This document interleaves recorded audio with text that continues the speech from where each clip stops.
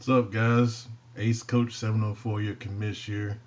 We're going to take a look at the off season that we're heading into now. Right now, we're in the divisional round of the playoffs, but majority of everyone is waiting for the off season to start. So, figured I'd go ahead and we're gonna record a very long video here about the off season and things that we're gonna get into include obviously re-sign period. And I'm gonna go through all the stages and kind of detail everything and how it breaks down in this Madden and so forth and so on.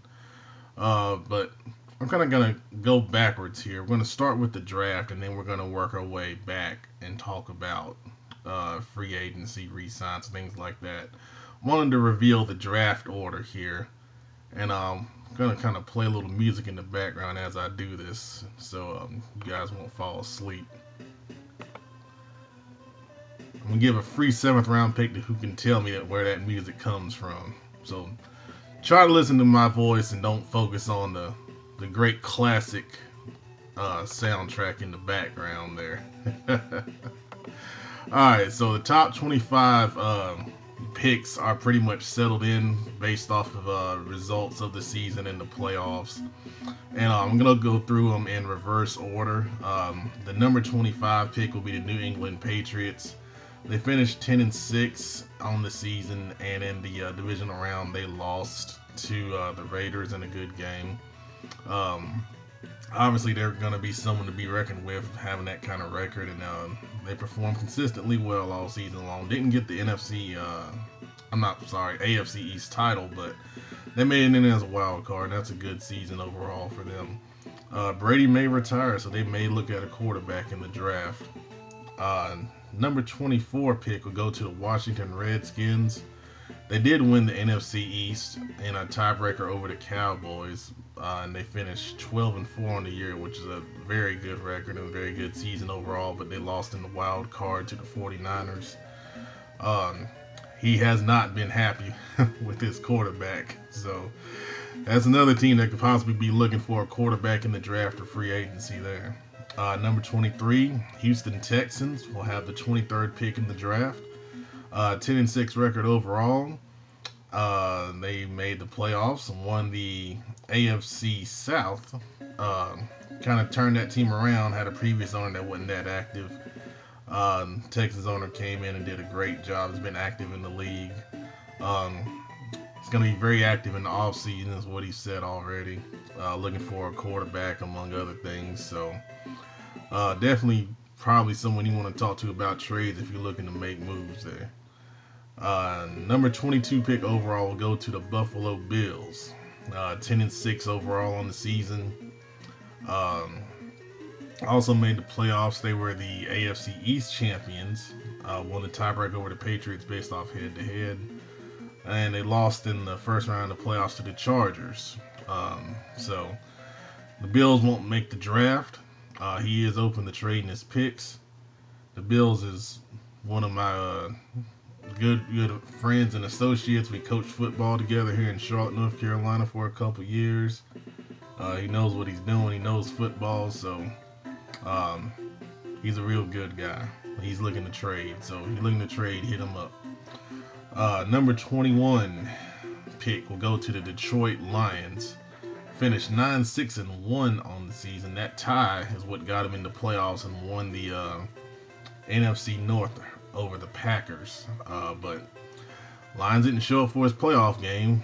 The game got sim win to the Cowboys, so don't know. Don't know what's going on. Hadn't heard from him, but the Lions are a good team. He had really good passing stats on the season. Hope he shows up and participates in the offseason. Number 20 will go to the Green Bay Packers. Green Bay finished 9-7 on the season. Almost snuck in the playoffs there. About mid-season, he said he changed his playbook around. He started knocking off some playoff teams and almost got in the playoffs. So they're going to be a team to watch next year. You got Aaron Rodgers and all that talent on the offensive side of the ball.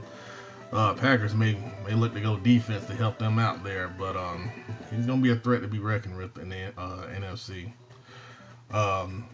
Number 19, Cleveland Browns. Also had a new owner come in mid-season, turn that team around, finished 9-7, just missing the playoffs. Um, he's done a good job. He's been in the main competition in that division with the Cincinnati Bengals, who are still in the playoffs. So he'll be looking to challenge them. As always with the Cleveland Browns, is Johnny Manziel the answer? I don't know. So they could be, looking quarterback also. So there'll be a lot of teams looking for a quarterback. Number 18, we have our first pick that was part of a trade. The Broncos have this pick, and it was traded from the Atlanta Falcons. The Falcons finished, I believe, 9-7 on the year. He was trying to make a playoff push late. He's a competitive player, kind of emotional, but I think after talking to him, I think he's gonna be okay. He's a very competitive guy. I think he'll be a challenge for me in the NFC South going forward. As for the Broncos, this is the first of their 2 picks in the first round, so the Broncos will be definitely active here in the first round of the draft. They were 4-12 overall. Peyton Manning's probably gonna retire, so they're probably gonna be looking for a quarterback, or they may go with Brock Osweiler and go a different direction. So we'll see what they do there. Number 17, New York Giants have the 17th pick in the draft, 8-8 overall on the year. This is a team that went through some owner changes also, but we've got a Giants fan in there now, and he's very good. He's a very good player. I had a very close game with him. I had to win it with 4 seconds left, so he's going to be talented with a full season under his belt. He'll challenge in that NFC East there. Number 16, Jacksonville Jaguars, 8-8 record, lost the division on the final game of the year. So they came in also after another owner left, and took over the team, did well in turning them around, was very competitive, winning some big games. And I think them and the Texans are going to have a nice rivalry over there in the AFC South going forward. Which way do they go? I'm not sure. They got some nice young talent on the offensive side of the ball. Maybe they go defense to try to help, supplement that. Number 15 pick, the Miami Dolphins. One of our co-commissions, Moose, runs the Dolphins, finished 8-8. They were in the lead for the AFC East towards the end of the season, kind of stumbled there at the end, but when you got that much talent in Miami, you're always going to be a threat. I mean, Sue led the league in sacks. He's practically unblockable. It's ridiculous.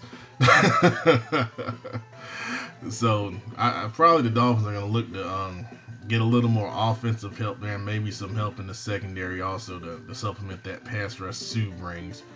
But they have the number 15 pick in the draft. Number 14, St. Louis Rams finished 7-9 on the season, have the 14th pick.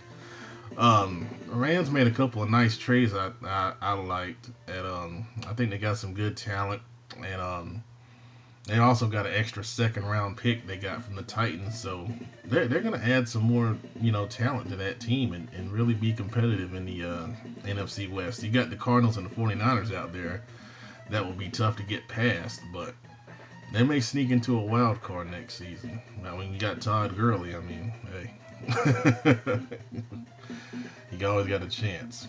Number 13 pick is going to go to the Chicago Bears, who finished 7-9. The Bears knocked off the Lions in the last game of the season, and then the Lions won that division. So look for the NFC North to be real competitive. I mean, you got the Lions, Packers, and the Bears. I think they're all going to beat each other up, and that's going to be real fun to see who wins that title next year. For the Bears, hell, they cut Jay Cutler, so I think maybe they're going to go with the quarterback once again and get someone to rebuild that Chicago offense, because Forte's starting to get a little older himself. Number 12 pick overall goes to the Kansas City Chiefs. The Chiefs had a good owner. Had him in the playoff hunt, but then he stopped playing his games. Don't know what happened to him. So we had to replace him. We got another guy in that got in late. Kind of, was bad because he had a bunch of sim losses due to the previous owner not playing. So he'll have a chance to rebuild this team in his image in the offseason. They've got Jamal Charles. They did trade Nile Davis to the Giants, but they also have an extra third-round pick from the Titans, so that'll help them out too. AFC West is tough, man. The Raiders are running that division. The Chargers made the playoffs, so the Chiefs have some work to do to keep up, but at least he'll have a full offseason to, build that team the way he wants to. Number 11 pick goes to our other co-commissioner, the Minnesota Vikings, who finished 6-10 overall. Minnesota looks like they have a pretty good offense up there. I mean, you got a young quarterback in Bridgewater, and he was throwing the ball a lot to Stephon Diggs, who was a rookie. So then you got Adrian Peterson. I mean, the offense I don't think is the problem with Minnesota. He's probably going to go, I would go defense to help them out up there. But he had a lot of interceptions with that secondary too. So once again, that NFC North, man, it's going to be black and blue division is what they call it, and that's what it's really going to be. Number 10 pick overall, Baltimore Ravens, finished 6-10 overall. He's come in and played teams very competitively, and I think when you got Baltimore, you got Joe Flacco, who's got a strong arm. Anytime you got a quarterback with a strong arm in Madden, you got a real good shot of being pretty decent. Of course, the Ravens are known for defense, and I expect him to do well in challenging that AFC North next season. Number 9, Tampa Bay Buccaneers. They have the 9th pick in the draft, 6-10 overall. This was another situation where owner, left, and this was a 2K guy that left, and I don't understand why he joined the league if you want to play 2K. It's coming right out after that. But the guy we got in there now, I respect him a lot. He's been a good owner. He builds teams well, does well with trades, and he is trading his picks. He won't be at the draft, so hit him up if you're looking to make a deal. He's got Jameis Winston down there. He's got his young QB in place. Doug Martin's a tough running back.